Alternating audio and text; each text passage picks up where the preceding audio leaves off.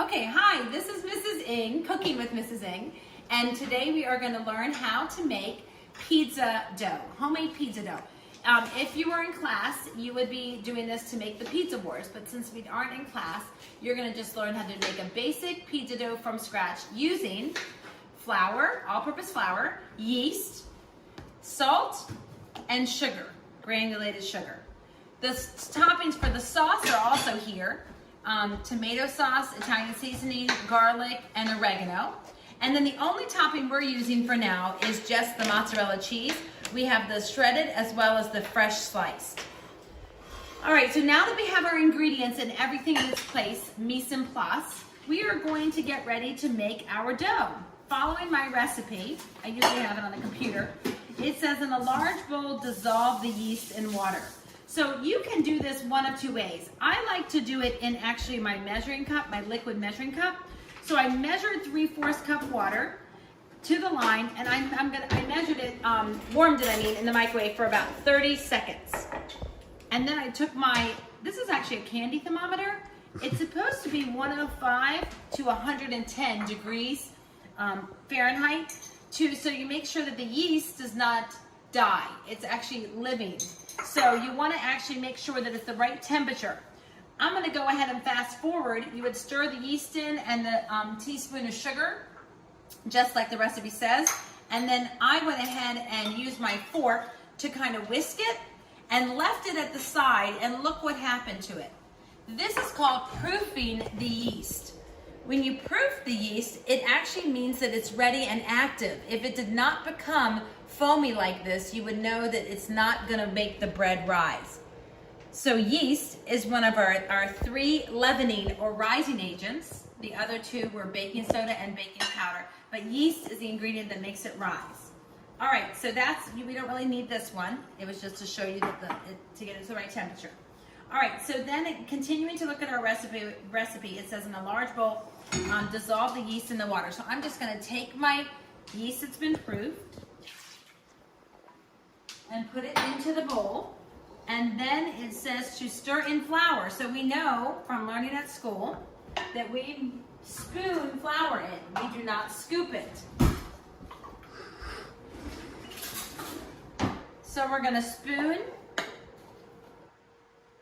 And I actually like for you guys to measure over a different bowl so that if there's anything extra, it goes into that bowl, not into the bowl that you're going to be using. And we're just, so it's okay to, you want to go heaping. Now, I didn't have these ingredients out because I know that my things are close by, and that's fine. I can reach them. But if you want to help yourself out, you could have all the measuring ingredients out as well. That's one. And then a half.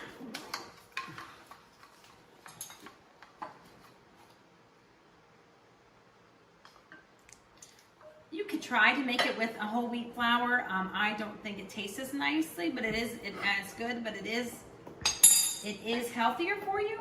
I'm just doing it with all-purpose.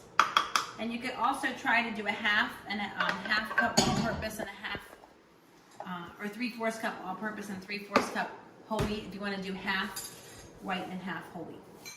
Okay, then it says a teaspoon of salt. This is my salt, so it's easier to measure. Half a teaspoon, and you always want to level it. The back of a knife is fine if you don't have one of these. All right, and then we're just going to stir it. This is probably one of the easiest recipes I have used. A friend of mine actually shared this recipe, and it's been a favorite. Now, at school, if we were making it at school, we would break it up into 2 days. Since I'm just making it at home, I usually make this like earlier in the day or in the morning, and then let it sit and rise, because it's supposed to rise for 2 hours. If you want to make it the day before and let it rise in the refrigerator covered, that's fine too. So do you see how it formed a ball and it's coming away from the sides of the bowl? That's exactly what you want. Okay, now you already should have washed your hands for 20 seconds. And you always want to sprinkle the surface with a little flour. Just put the extra in there. And you're going to knead it just for a little bit. It says about 5 minutes. See how it's like a ball? It shouldn't be getting your hands filthy. Okay, so to knead, we're going to take the dough and you push it with the palm of your hand. So that is kneading. And that's what you're just going to do for about 5 minutes. You're just going to keep turning and pushing it away from you. See how I'm doing that? Turn and push. If it's getting sticky, then just get some more flour if you feel you need it. And then you're just going to keep going, keep going, keep going. For the sake of time, I'm not going to do this for 5 minutes with you guys, but you guys just keep doing it until it bounces back. See how it's bouncing back? It already looks like it's ready. So there you go. Now, you're going to get a bowl. Julia, can you get me a bowl, please? Just from that drawer right there. Got it. Okay, and I just covered it with a little bit of flour. That's like a perfect dough ball. You could throw it at my son who's recording. Julia's looking for the bowl. Thank you. It's nice to have assistance. Thank you. And then I'm going to coat it with oil.